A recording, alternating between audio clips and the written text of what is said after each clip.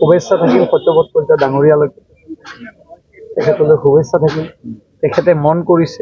মোৰ তেখেতৰ প্ৰতি আন্তৰিক শুভেচ্ছা থাকিল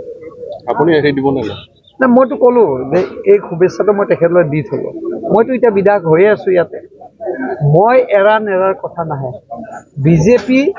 ভাৰতীয় জনতা পাৰ্টিৰ কাৰ্যকৰ্তাই এৰিব নে এইটো সকলোতকৈ ডাঙৰ কথা প্ৰশ্ন ভাৰতীয় জনতা পাৰ্টিৰ কাৰ্যকৰ্তাৰ ইয়াত ভাৰতীয় জনতা পাৰ্টি অধিক শক্তিশালী ৰূপত কাম কৰি আছে আৰু আপোনালোকে 4টা বছৰ দেখিলে প্ৰায় আপোনালোকে মোক লগ পায় আৰু ভৱিষ্যতে এই সমষ্টিটো ভাৰতীয় জনতা পাৰ্টিৰ দখলত মই এৰো বা নেৰো ভাৰতীয় জনতা পাৰ্টিৰ কাৰ্যকৰ্তা এইটোত কেতিয়াও নেৰে সেইকাৰণে ভৱিষ্যতে এই গোটেই সিদ্ধান্ত দলৰ মুখ্যমন্ত্ৰী দুই পক্ষৰ সন্মানীয়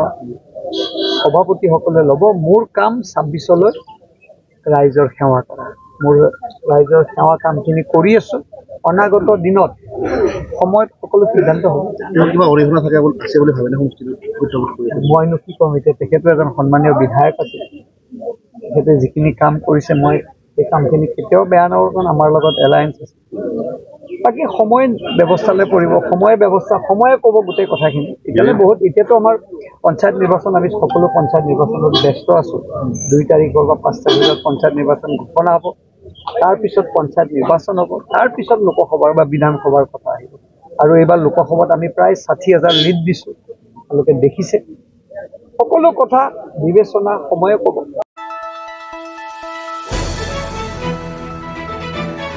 দ্য নিউজলেণ্ডছ অবিৰত তথ্যানুসন্ধান আপোনাৰ সেৱাত খবৰ সন্ধান দ্য নিউজলেণ্ড